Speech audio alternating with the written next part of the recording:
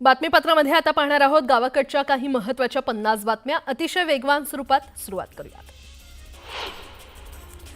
आजपासून केंद्र सरकारने जीएसटी दरामध्ये सुधारणा लागू केली आहे आणि त्याचा फायदा मध्यम वर्गाला सर्वात जास्त होणार आहे। खरेदी वाढणार असून अर्थव्यवस्थेला नवीन बूस्टर मिळणार आहे। त्याच पार्श्वभूमीवर पंतप्रधान मोदींनी आत्मनिर्भरतेचा नारा देत स्वदेशी वस्तू खरेदीवर भर देण्याचं आवाहन केलं। जीएसटीमुळे दैनंदिन वापरातील वस्तू स्वस्त झाल्यात। पॅकेज फूडसह खाद्यतेल आणि घरगुती स्वच्छता उत्पादनं देखील स्वस्त झाली आहेत। दर दुसरीकडे चार्जर, इयरफोन, यूएसबी केबल्स तसंच शहरातील ॲपवर आधारित असलेल्या ऑटो आणि टॅक्सी राईड्स देखील स्वस्त झाले। जीएसटीमध्ये रेस्टॉरंटमधील जेवण महागलेलं आहे। विशेषतः एसी आणि प्रीमियम हॉटेल्समधील जेवण महागले तर सॅलॉन, स्पा, प्रीमियम फोन, स्मार्टफोन आयातीच्या किमती देखील वाढलेल्या आहेत। तसंच 1200 सीसीवरील वाहनं देखील महाग झाली आहेत। जीएसटी कपातीनंतर टीव्ही कंपन्या 2500 ते 85,000 रुपयांपर्यंत किंमत कपात करतायत। 32 इंचांपेक्षा मोठ्या स्क्रीन असलेल्या टीव्हींवरील कर दर हा 28% वरून 18% आलाय।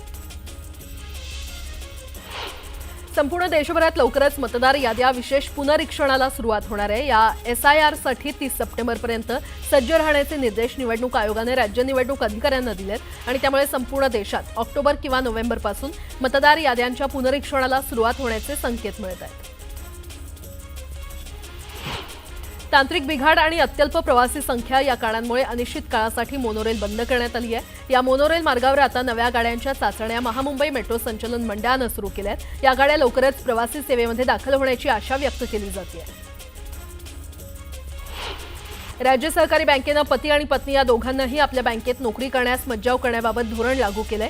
पती आणि पत्नी एकाच संस्थेमध्ये काम करत असल्यास संभाव्य हितसंबंध, गोपनीयता तसंच गैरवर्तन टाळण्यासाठी हे धोरण राज्य बँकेच्या प्रशासक सभेमध्ये मंजूर करण्यात आलं। जर दोन कर्मचाऱ्यांनी लग्न केल्यास विवाहानंतर 60 दिवसांच्या आत एकाने राजीनामा देणं बंधनकारक आहे।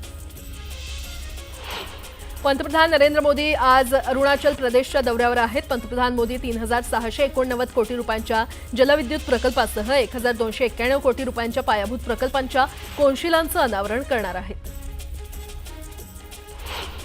नवरात्रोत्सवानिमित्त भक्तांच्या सोयीसाठी यंदा सप्तशृंगी देवी दर्शनाच्या VIP पासेसला कात्री लावण्यात आली आहे। नवरात्रोत्सवानिमित्त सुमारे 20 लाख भाविक हजेरी लावण्याचा अंदाज प्रशासनाने वर्तवलाय। नाशिक जिल्ह्यातील सप्तशृंगी गडावर 6 ऑक्टोबरपर्यंत नांदुरी ते सप्तशृंगी गडावर खासगी वाहतूक बंद राहणार आहे। नवरात्रीच्या पार्श्वभूमीवर हा निर्णय घेण्यात आलाय। घटस्थापनेच्या निमित्ताने मुंबईतील मुंबादेवी परिसरामध्ये विशेष तयारी करण्यात आलेली आहे। नवदुर्गेच्या या उत्सवामध्ये अनेक भाविक मुंबादेवी परिसरामध्ये येत असतात। मुंबईची ग्रामदेवता म्हणून ओळखल्या जाणाऱ्या या मंदिरात नवरात्रीचा जागर उत्सव केला जातो।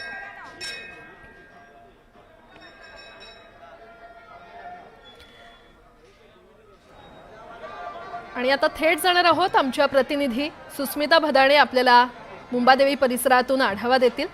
Sushmita, good morning. आज घटस्थापना आहे, शारदीय नवरात्रोत्सवाच्या तुला देखील शुभेच्छा। काय सध्या या संपूर्ण परिसरात वातावरण आहे?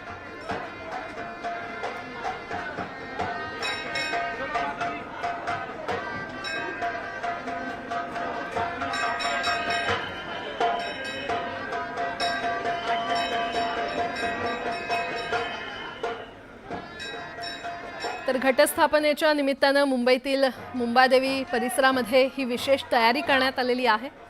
नवदुर्गेच्या या उत्सवामध्ये अनेक भाविक मुंबादेवी परिसरात येत असतात। मुंबईची ग्रामदेवता म्हणून ओळखल्या जाणाऱ्या या मंदिरात नवरात्रीचा जागर उत्सव केला जातो। पारंपरिक पद्धतीने मातेची पूजा केली जाते। शारदीय नवरात्रोत्सवाला आजपासून सुरुवात झालेली आहे आणि मुंबादेवी मंदिरात मोठ्या प्रमाणात भाविक गर्दी करतात।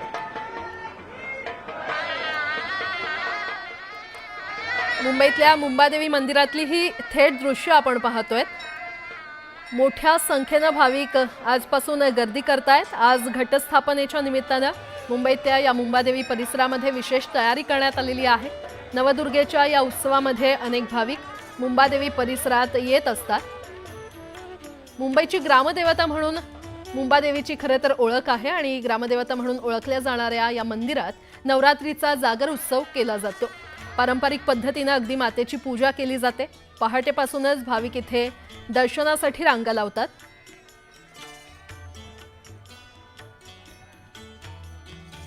आज घटस्थापना आहे। शारदीय नवरात्रीच्या उत्सवाला घटस्थापनेला सुरुवात झालेली आहे। राज्यात आणि देशात सगळीकडे घटस्थापनेचा उत्सव हा साजरा केला जातोय। सध्या मी आहे मुंबादेवी परिसरामध्ये। मुंबादेवीची ओळख ही मुंबईची ग्रामदेवता अशी आहे। गेली अनेक वर्ष आपण बघतोय की मुंबादेवीची ज्योत ही तेवत असल्याचं पाहायला मिळते आणि आज घटस्थापनेच्या पहिल्याच दिवशी अनेक देवीचे भक्त हे या गाभाऱ्यामध्ये येऊन नतमस्तक होताना आपल्याला पाहायला मिळतात। संपूर्ण परिसरामध्ये आज एक चैतन्याचं वातावरण आपल्याला पाहायला मिळतंय। दुर्गेचा नवशक्तीचा हा उत्सव आहे, आदिशक्तीचा हा उत्सव आहे। मंदिर गाभाऱ्यामध्ये आपण जर बघितलं तर पहाटेपासूनच भक्तांची प्रचंड गर्दी आपल्याला पाहायला मिळते। समोर आपल्याला देवीचं सुंदर असं रूप पाहायला मिळतंय। फुलांनी या संपूर्ण रूपाला सजवण्यात आलेलं आहे। गाभाऱ्यामध्ये सुद्धा फुलांची सजावट करण्यात आलेली आहे। मुंबादेवी परिसरामध्ये आपण जर बघितलं तर या काळामध्ये विशेष असा पोलीस बंदोबस्त सुद्धा तैनात करण्यात येतो। 9 दिवस या नवरात्र उत्सवामध्ये अनेक भाविक देवीच्या दर्शनासाठी येत असतात। याच परिसरामध्ये लहान मुलांचे जावळ सुद्धा केलं जातं आणि या निमित्तानं सुद्धा मोठ्या संख्येनं लोक इकडे येत असतात।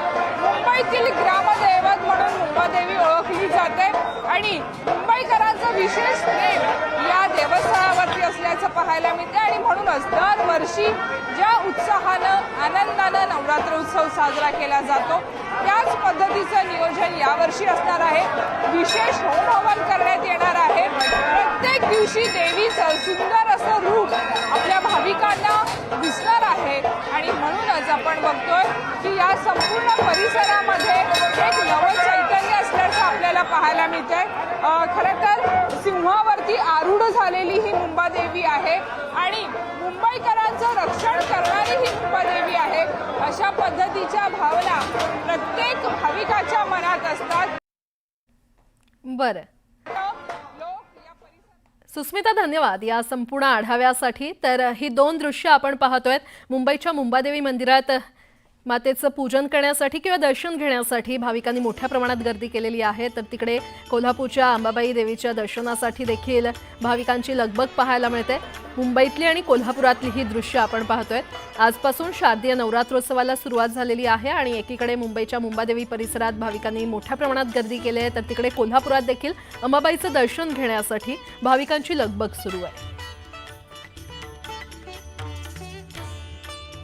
आज घटस्थापना आहे। शारदीय नवरात्रोत्सवाला आजपासून सुरुवात झालेली आहे आणि देवींचं दर्शन घेण्यासाठी अनेक भाविक अनेक मंदिरांमध्ये गर्दी करतायत। बातमीपत्राला आता सुरुवात करूयात। शिवसेनेचे माजी आमदार सदा सरवणकर यांच्या एका वक्तव्यानं राज्याच्या राजकारणात धुरळा उडवून दिलाय। विकास कामांसाठी निधी मिळत नाही अशी तक्रार विरोधक करत असताना मी आमदार नसताना मला 20 कोटींचा निधी मिळतो असं म्हणत सरवणकर यांनी एकच खळबळ उडवून दिली आहे। पाहूयात त्या संदर्भातला एक महत्त्वाचा रिपोर्ट। विरोधी आमदारांना मिळेना निधी। शिवसेनेच्या माजी आमदारांची चांदी। विद्यमान आमदारांना 2-2 कोटी दिले। सरवणकरांना 20 कोटी कसे मिळाले? असलेल्या आमदाराला 2 कोटी मिळाले तर मला नसताना सुद्धा 20 कोटी मिळतात। शिंदेंच्या शिवसेनेचे माजी आमदार सदा सरवणकर यांच्या या विधानानं महाराष्ट्राच्या राजकारणात नवा वाद निर्माण होण्याची शक्यता आहे। विरोधी पक्षाचे आमदार निधी मिळत नाही म्हणून ओरडत असतानाच माजी आमदार असलेल्या सदा सरवणकरांना तब्बल 20 कोटी रुपये मिळालेत। हे आम्ही नाही तर स्वतः सदा सरवणकर सांगतायत। जिथे विद्यमान आमदारांना 2 कोटी मिळतात मात्र मी आमदार नसताना 20 कोटी मिळतायत असं म्हणत सदा सरवणकरांनी एकच खळबळ उडवून दिली। पराभूत जरी असलं तरी सुद्धा आपलं जे नेतृत्व आहे म्हणजे फडणवीस साहेब म्हणा शिंदे साहेब असलेल्या आमदाराला 2 कोटी मिळाले तर मला नसताना सुद्धा 20 कोटी मिळतात।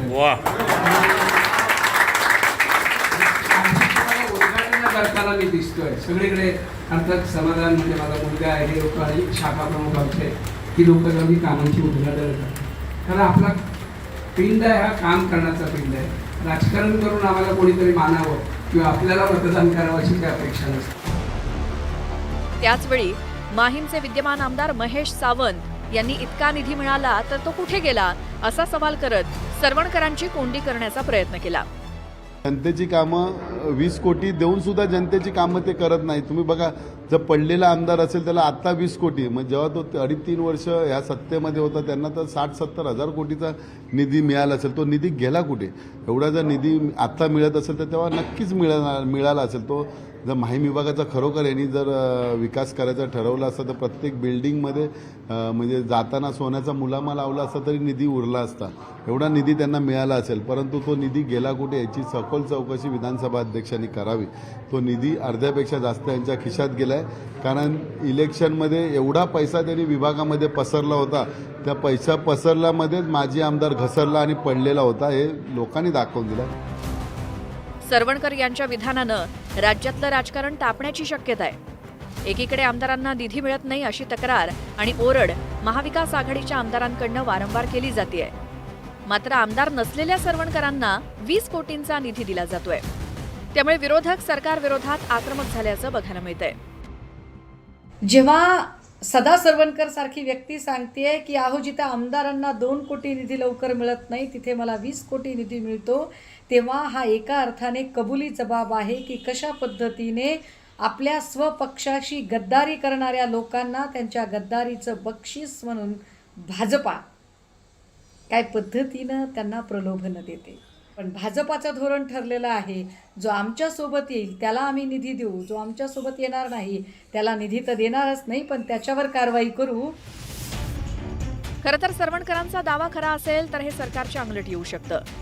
त्यामुळेच अजित पवारांनी या प्रकरणात ज्याचं त्याला लखलाभ असं म्हणत हात वर केल्याचं दिसतंय.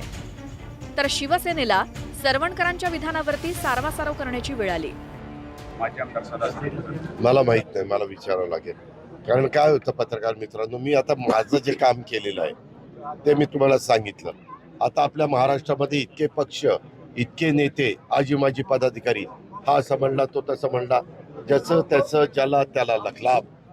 मला माझी भूमिका. काही माझे आमदार असतात, त्यांचे प्रलंबित आमदार असताना सादर केलेले प्रस्ताव असतात, त्याला निधी मिळत नसतो. मग तो पाठपुरावा करून मंत्री महोदयांच्याकडे, माननीय मुख्यमंत्र्यांच्याकडे, उपमुख्यमंत्र्यांच्याकडे, बाबा ही मी आमदार असताना दिलेले प्रस्ताव आहेत आणि मग त्याला निधी मिळाला पाहिजे. कदाचित सरवणकर साहेबांना असं म्हणायचं असेल की मी माझ्या म्हणजे आमदार असताना दिलेल्या प्रस्तावाचा निधी आता मी माझे आमदार झालोय पण तरी सुद्धा मी तो निधी पाठपुरावा करून आणतो, असं कदाचित त्यांना म्हणायचं असेल. मी त्यांच्याशी बोलतो, त्यांना नेमकं काय म्हणायचं.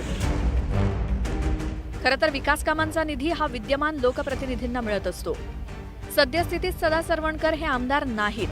त्यामुळे त्यांना जर खरंच 20 कोटींचा निधी मिळाला असेल तर तो कसा देण्यात आला, कोणत्या कामांमध्ये त्यांनी हा निधी वापरला, खरंच मतदारसंघात 20 कोटी रुपयांची विकास कामं झाली का, असे अनेक सवाल यातून निर्माण होत आहेत, ज्यांची उत्तरं सरवणकर आणि त्यांच्या पक्षाला तसंच सत्ताधाऱ्यांना सुद्धा द्यावी लागतील. शरद जाधव, न्यूज 18 लोकमत, मुंबई.